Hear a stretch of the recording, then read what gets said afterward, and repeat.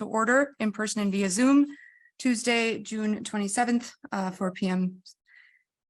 Roll call, please. Commissioner Gray, Here. Commissioner Highfield, Here.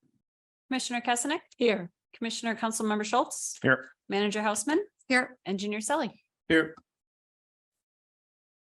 Okay, next on the agenda, review and possible action relating to the minutes of the June 13, 2023 regular Plan Commission meeting.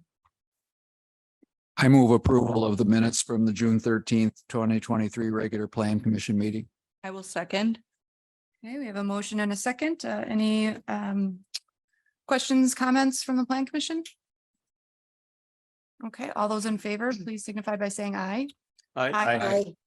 Any opposed? Okay, that motion carries. Next on the agenda is a public hearing relating to the zoning text amendments relating to medium industrial land uses, home occupations, off-street parking, fencing, building maintenance, landscaping, signage, and pools.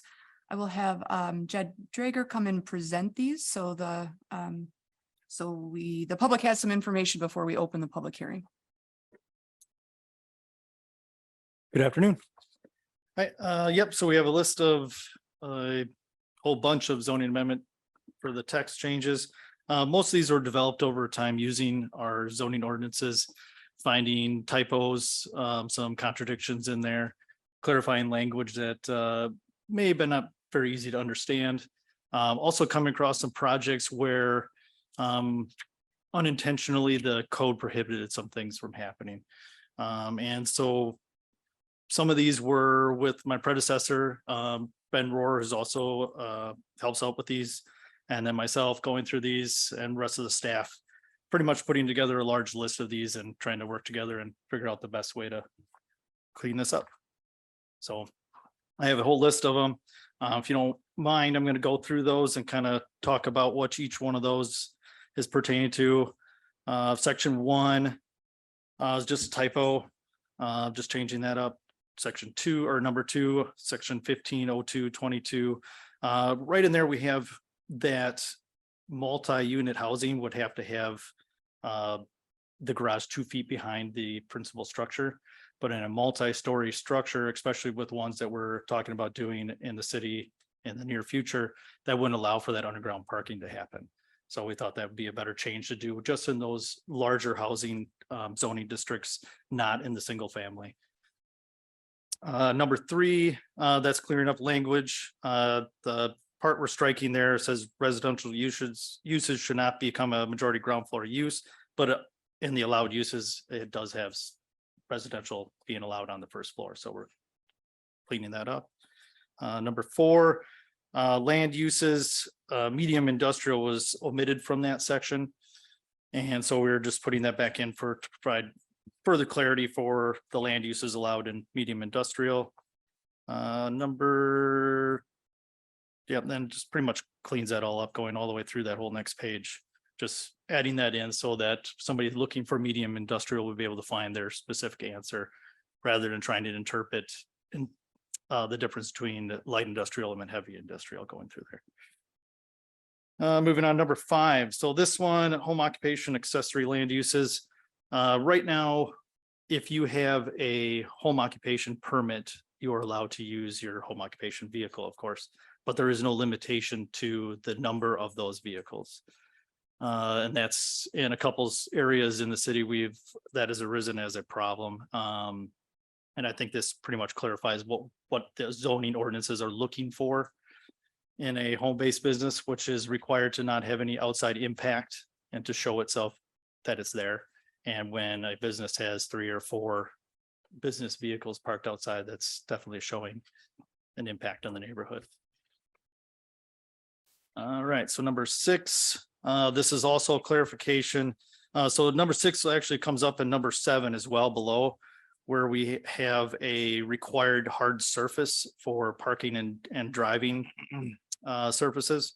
Section 6 had a part in there where you could have gravel. But number 7 is clarifying that because they were contradicting each other. Once again, number 7, this comes down here on letter C. I think Andy, you've got some stuff to add in on that one. Yeah, this was a late catch in my office. So you'll note the highlighted area that indicates all new driveway installation and driveway maintenance, including replacement of driveway pavement. That sentence is going to be struck, and it's just simply going to say all new and replacement approaches.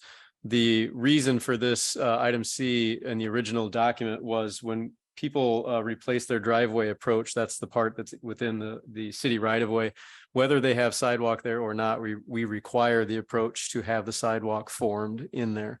So in the future, if we come through and put sidewalk into the particular neighborhood, we don't have to rip out the driveway approach. It's no extra cost to the owner. It just simply is something that needs to be accounted for in the design. So I wanted to make it clear that this was just for the approach and that there wasn't any interpretation in here going up into the private side of the driveway. Moving on to number 8. This is also working with that home occupation permit, clarifying the types of vehicles that would be allowed with the permit.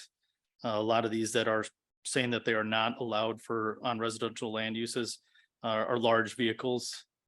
Things that would be not particularly used on a residential property or the type of business that the home occupation permit is specifically laying out in the parameters of the approval. Number 9, fencing standards. This is clearing up a bit of language in there where it had coated chain link fences were not allowed in the front yard and the side yard, but didn't mention chain link, galvanized chain link fencing. This is clarifying that no chain link fencing is allowed in the front yard or side yard. Just, like I said, clarifying that. Height, this is moving on to another situation. We had an applicant coming in looking for security fencing in an industrial area, but in the industrial area, it still lists that in the front yard that only a 4-foot fence would be allowed. The 4 feet fence doesn't much for security. So in that provision, we would be allowing for a taller fence in the front yard and side yard for that, but it would have to be more of a decorative fence and not in the style of regular chain link. Number 10, moving through there, that's a figure replacement, one that follows the same ordinance language that we have in there. The original figure that was in there showed 6-foot fencing being allowed on the street yard, which our ordinances do not allow for. So we're replacing it with a map or a figure rather that depicts what we have in our ordinance language. Number 11, swimming pools. So this is a little bit of a change there. Right now, we require a 6-foot fence to be installed with any pool installation. Industry standard is 4 feet with a self-locking gate. So none of that stuff would change. It would just be putting this down to the 4-foot requirement as would be the industry standard. But it would also allow for a pool to be installed, above ground pool specifically, that would have a 54-inch wall or higher to not be required to have a fence around the yard, because it would still meet those, requirements for safety. Also changing in there is right now we have a provision for existing fencing 42 inches or taller to remain and be the safety requirement, which doesn't meet the industry standard. So we're jumping that to 48. So the existing fence would also have to be that 48 inches if you wanted to put a pool back there. 15, that's just a language change in the footnotes of that figure. It lists what standard which also has ambient, backlit, goosenet, and all the lighting standards that are in there. So it's just redundant to have it there. So we're. Can you go back to 12? I I'm think you sorry, were on yes. number 12. Oh, and I'm then sorry. Did I skip skipped over to- those? Yeah, I think you went from 11 to 15. Gotcha. Yep, I did skip right over that. So building maintenance on private property. That is something that was in our old ordinances, the one prior to this. This is simply putting it back. It does call for people to maintain their property, peeling paint, things falling off their house, things like that to keep it in a level of upkeep. This was for whatever reason omitted from this one, and we thought appropriate to put it back. Number 13, special area design review. This is just cleaning up the language, the project renovation and the renovation project review were flip-flopped. So we're correcting that language there. Number 14, this also is cleaning up some things where where it would say it would get a little messy. 50% of the existing floor area of building. If you're doing that, you would have to bring it up to our standards. This is saying any addition to your paved area or any addition to a building is going to have to follow landscaping requirements.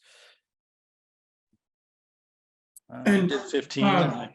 Jed, if I could just jump in, just Yes. for that one in particular, we've been interpreting that way in all projects since the code has been adopted. And so this isn't a deviation from how we've been applying the code. It's more of a clarification for administrative purposes, but it's not actually changing the policy of kind of how we've approached this since the new code has been adopted. Sorry, go ahead. No, that's correct. Yes, thank you, Ben. Number 15, and we are touched on, that's just clean up some language that's in the footnotes. 16, permanent business sign group. This came up also with another applicant where we limit one order board sign. This particular applicant wanted to add a second lane to alleviate some backup traffic in their lanes. This would be allowing for that, but it also puts a maximum square footage on the total amount of signs that they could have. The thought process behind that was if for instance, a business came in that needed multiple order board signs, they couldn't put in all of them at that larger size. They would have to start shrinking down the size of their order boards. Number 17, airport height limitations. This section here is pretty much just going back to what we pretty much already do as far as staff review and putting in front of plan commission. This is cleaning it up in our ordinance right now. It says a lot of the stuff with the site plans and things like that could go through my office alone, and we felt it'd be more appropriate. This is something my predecessor had worked with Ben on, and we all agree as a staff that a lot of these things should come in front of plan commission for review and not just as a staff review. The only one that would change in there would be the swimming pools approval for the site plan. That would be moving over to the zoning administrator. Pretty much more of a staff thing, thinking that it's more of a residential small scale thing that would be more appropriate to keep as staff thing. Let's see, number 18, this is just cleaning up village to city as be appropriate for us. Number 19, this is a figure that shows what the approval process is, and it's reverting back to that earlier section, which body would be approving the application process. Like I said, there's quite a few of these. Site plan review and approval procedure. Sorry, I'm gonna read this real quick. It's more or less to Yeah. give clarity in how we're actually interpreting the code currently since it's been adopted. So we've been taking this approach in terms of an approved site plan and what would justify a change to that site plan that would be required to come back to the plan commission versus having a staff approval. And it's just providing some more clarification language that the staff can use in support of making that decision in one direction or the other. Yes. Thank you, Ben. I believe that would be all that we have up here. Okay, so with that, then I will go ahead and open the public hearing relating to these zoning text amendments. Is there anyone from the public wishing to participate in the public hearing in person?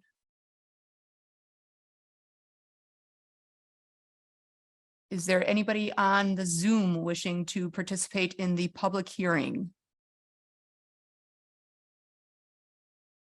Rebecca, this is John Donahue. I'm not on any list. Can I ask a question? Yep, just introduce yourself, state your name and address for the record, and go ahead. John Donahue, 1550 Ravine Street, Fort Atkinson, Wisconsin. I just wanted to ask a question as to the mechanism of enforcement. Can you describe generally how enforcement is conducted on these ordinances and the changes themselves? Sure, Jed is going to address that. Yes, the enforcement on these is there's a letter that would go out giving them notice that they are in violation of an ordinance, they would have a time frame to go through that. That does depend on the severity of the ordinance.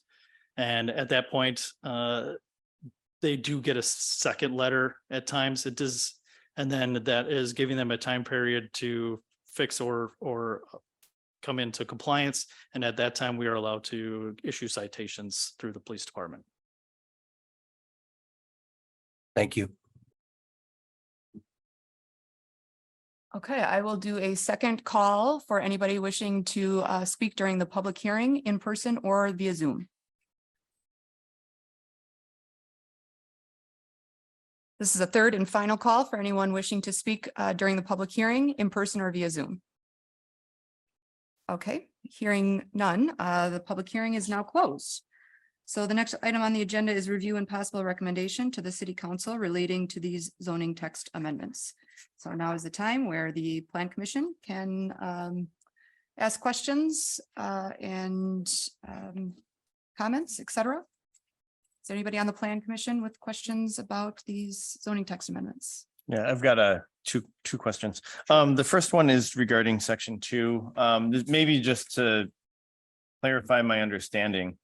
A lot of the houses in the neighborhood that I live in, the garage is forward of the house.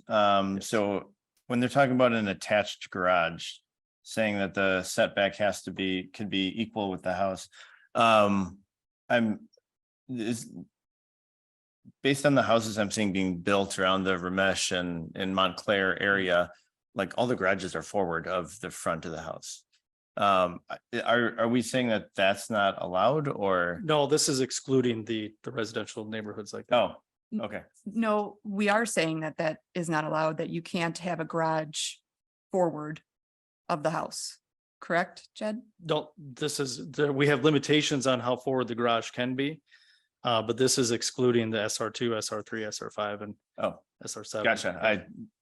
Okay, I see that now. Okay. This would be pertaining to your larger residential things where the garage would have to be Okay. set back Thanks from for that. the That front of it. clarification. And then, Go ahead, sorry. I guess this may be related to section 5 or other sections I see in here. Are we aware of anyone who would immediately be out of compliance with these changes if these are passed and enacted? Is that yes. So like section 5 is regarding business related vehicles. Like, are we aware of current individuals or businesses that are violating this right, or that if the changes are made would then? I am aware, I am not aware of anyone with a home occupation permit that would suddenly be in violation of this. Okay. And I think there are a couple other like fence heights, et cetera.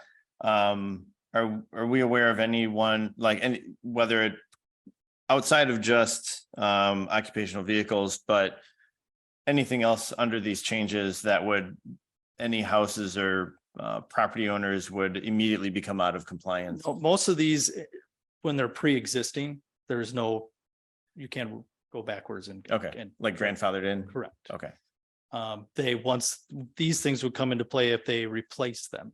So if they were to take down and rebuild, then they would be coming into compliance with these. okay, all right, thank you. I mean, I think the exception to that would be the home occupation. I mean, Correct, those- yes. Yeah. Yeah, but yes. This would be changing that, but I'm not aware of any valid home occupation permits that would be affected by this. It is fair to say though, Jed, we do have a number of calls related specifically to this issue where Correct. we have 3 or 4 vehicles that are parked on, some of the older parts of the city with narrower streets that are work-related vehicles. Usually those can be dealt with by simply a phone call with the business owner or whatever, but occasionally they can't. And this ordinance allows us to put some parameters around that to maintain the neighborhood as opposed to a business in a neighborhood. Correct. We do have several complaints about multiple vehicles, business vehicles, but those individuals do not have a permit. In fairness, they have been denied a permit because of the number of complaints that they have been receiving, given their neighbors' complaints about their vehicles and the use of their home. Okay, and you don't necessarily need to go into details of who or what, but maybe a concern rolling around in the back of my head is like, at what point does that become like anti-business, right? Where maybe we've got a small growing business right now, the gentleman or individual is working out of their home. As their business grows, maybe they can't afford a secondary site. You know, I guess maybe that I'm just making a statement. I'm not asking for. No, I understood. For Yep. necessarily response. I just want to make sure that you know, we're maintaining, being friendly to, you know, growing businesses or et cetera within our city. Understood. Yeah, I think this encompasses what is already in our ordinance for a home occupation. Okay. There's a lot of questions in there asking about time of day that you're doing things. How many employees, you're only allowed one. Otherwise, everybody else has to be a resident of the home. I think this would bring that into the same questions, that if you are truly only have one employee that would be coming to your house, then you're going to have a limited number of vehicles coming. Currently, we don't have that parameter, or it doesn't work with the actual questions and the guidelines. So to a home occupation permit. Okay, all right, thank you. And I'll just add that, the goal of a home occupation is to ensure that it doesn't have a negative impact on the surrounding because it is a residential neighborhood and it's zoned residential, and things that are commercial in nature should be in areas that are zoned for those appropriate uses. So there is a degree of protecting the residential character of a neighborhood, which is why we have the home occupation ordinance written the way that it is. Yeah, I understand. I think it's more of a, I'm trying to look at it from Understood. other Yeah, people's perspectives. I right? completely Yeah. understand. I've been there myself Yeah. as a small business. Okay. Yeah. Other questions from the Plan Commission? I've got one. Number 16, the size of the sign area and height. Yes. You're changing that from 24 to 48. I'm wondering, since you don't specify, doesn't that allow someone to create a sign that's 48 square feet of area? Yes. But is your intent to let them have 48 square feet per sign, or is it only if they had two of them? 48 square feet per sign for up to two, because there's a maximum. So of you're 96 gonna square feet. go from 24 square feet to 48. For two, per up to two, sign. for up to two signs, they would be able to, yeah. Yeah, but if what's the maximum size of a sign under this? One sign. One sign is 48 square feet. Yeah. So but it was 24. Correct. So you're doubling the size of the allowable sign. Yes. Okay, I will just note that that's just for order board signs. Yes, right. Okay. So it's like Culver's or, correct. Yeah, we've had this issue come up with a number of fast food restaurants that are going to dual lanes for the order line. so I guess I'm curious why, if the 24-foot sign was adequate for a lane, if all we're trying to do is allow them to have more signs, if they have more lanes, why are we increasing the size of the sign? I think if you, Is 48 square feet not very big, or is 24 not big enough? Or 24 is not very big, and I think you would see on a number of order board signs in town that the add-ons to those signs make them bigger than the 24 square. so they're currently not in compliance at 24? At 24, they would be in compliance, yes. No, the existing signs. Exist, yeah. I think he's saying are larger than 24. I think. So the existing signs aren't conforming to what's the way this is written. Correct. So we're actually just changing this to make those comply. I wouldn't go so far as that because I don't think we've evaluated that, but I think we're getting closer to what we actually have out there. This is looking at other municipalities and what they're allowing for order board signs and the growing trend. This comes into play a lot with the number of cars that are doing drive-through compared to prior to COVID. They've seen a large increase on that, and they're trying to expand their ordering and moving people through the line faster. So with a maximum total of 96 square feet, they couldn't have more than two signs. Correct. All right. Got it. But they could have more than one sign if they decrease the size. Right. Yes. I had a question on number 3 also, it's just purely informational. It's about the residential eliminating the wording that say residential uses should not become the majority ground floor. Yeah. Does this UMU urban mixed zoning district include Main Street? No, It doesn't? No. Okay, this would be more along Madison Avenue and things like that. Main Street's a different zoning district, okay. It's the downtown historic mixed use, mixed use. DHMU, yes. So what are we actually prohibiting if we're on Madison Avenue, let's say, and we're talking about a multiple story building, I assume? Yeah, it could be. It depends on what it's being zoned as. What happened here is that there's actually in the UMU, which is this is pertaining to, they are allowed to have first floor residential. And this is just cleaned up the language where it was a little confusing saying that Oh, it shouldn't okay. be the intent, but it's already allowed. All right. Thank you. You're welcome. Other questions from the Plan Commission?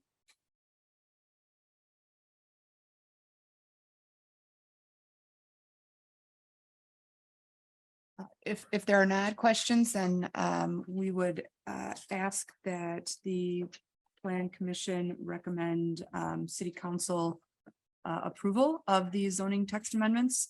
They will be ordinances, which means they will have 3 readings at 3 City Council meetings to get additional public input. So they will also go to the ordinance committee, which is made up of 3 City Council members. The ordinance committee meeting is scheduled for July 6th to take a look at these as well. I move to recommend the city council to approve the zoning text amendments relating to medium industrial land uses, home occupations, off-street parking, fencing, building maintenance, landscaping, signage, and pools. Rebecca, I think the motion needs to include the change that Andy would like to make as well. Thank you, Ben. Yes, would you consider that a friendly amendment with the change that Andy had mentioned on what number was that, Item Andy? 7C. Item 7C. Yes, also to include the recommended change on item 7C. Thank you. Second. We have a motion and a second on the floor. Any final questions or comments from the Plan Commission? Okay, all those in favor, please signify by saying aye. Aye. Any opposed? Okay, that motion carries. Thank you. Number 6 is review and possible recommendation to the City Council relating to a certified survey map for the property located at 1712 and 1714 Montclair Place. This is CSM 2023-06. Hello, again. I think you're gonna have your fill of me today. So this one, this is a pretty easy one. This is currently zoned DR8 duplex. It's actually in an area where the whole lineup is zoned similar to what they're requesting, other than the one furthest to the west. This allows for 2 separate duplex lots to be created or twin house lots, rather than having a condo association sharing the property with the individual units. So that's pretty much what the request is here. Jed, I know we had, one of the requirements was that, we have separate sewer and water laterals and there's a maintenance agreement on the common wall. Yes, Did that you is- reach out to the Yep, applicant about that? we do have that maintenance agreement on the common wall, and there will be separate hookups for each unit as required per our ordinances. The owner of that anticipated that and submitted that with the building plans for the duplex.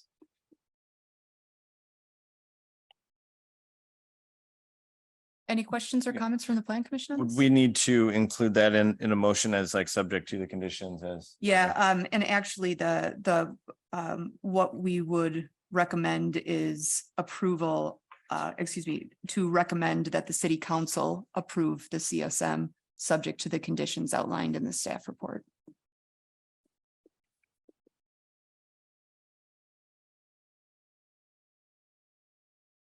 Do we have other twin homes in Fort Atkinson? Yeah, right next to it, Okay, there's one. Yep, Yeah, that was gonna be my question. I mean, this is just gonna be identical to the properties right next to it. correct. So- Yeah. Well, There's- give or take. Well, right? yeah, maybe not the building itself. the concept is. The same. concept is the same, yes. There are quite a few in Highland Heights as well. Are there? Mhm.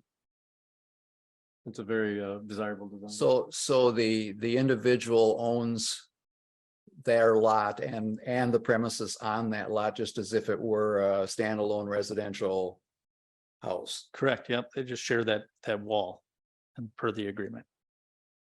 So if they, I'm just curious, because I don't, the concept is kind of different for me. If they need to replace half of the roof, can they replace half of the roof? Because they own half of the roof? No, No. that's what the maintenance agreement deals with. Oh, they actually have an agreement for Yep. exterior. They share the, I think it's the roof and the common wall. I'm not sure if it gets to the paint or not. I don't believe it does. Oh, okay, But major, structural repairs are shared. all right, Yep, and we require that. yeah. That would be the reason for their individual hookups as well, so that they're not sharing any of those things with their Right. neighbor. Any other questions or comments from the plan commission?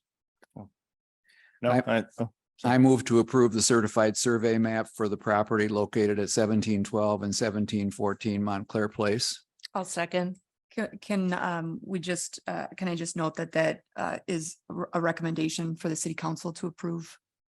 And I apologize for the language. I move to recommend that the city council approve the certified survey map for the property located at 1712 and 1714 Montclair Place, subject to the conditions. subject to the conditions that have been in the staff report. brought forward.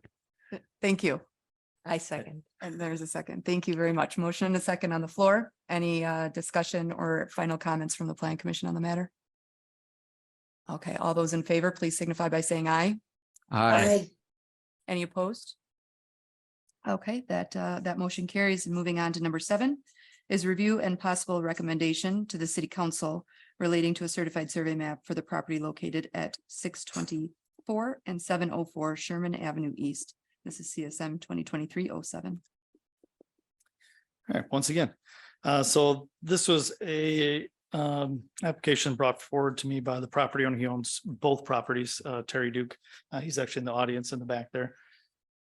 He would like to separate out a portion of the existing 2 lots and retain the entire section bordering the river for his lot and creating a separate smaller lot for the property located at 624 Sherman.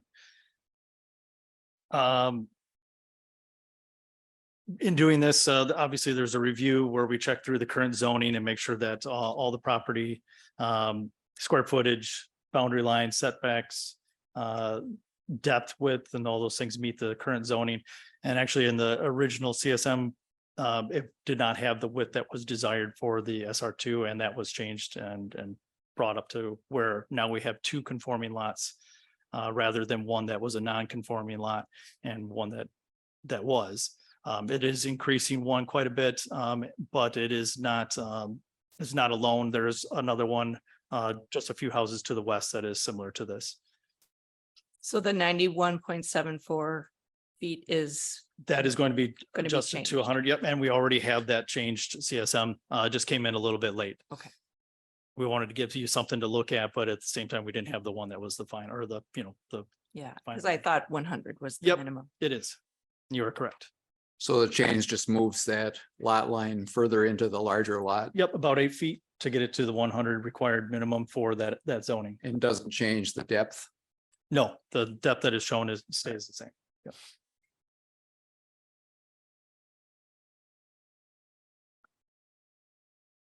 Any other questions?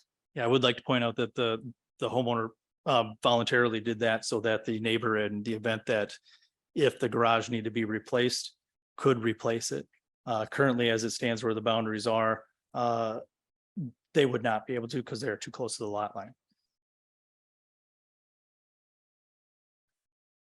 I will also just mention that the recommendation from staff is that the plan commission recommend council approval of this certified survey map subject to the conditions in the staff report. I move to recommend to the city council to approve the certified survey map located at 624 and 704 Sherman Avenue East, subject to the staff recommendations. I'll second. Okay, motion and a second on the floor. Any final questions, comments, debate from the plan commission on the matter? Hearing none, all those in favor, please signify by saying aye. Aye. Any opposed? That motion carries. Number 8 is adjournment. I move to adjourn. Second. All those in favor, please signify by saying aye. Aye. Aye. Any opposed? We are adjourned at 4:36 PM. Thank you all.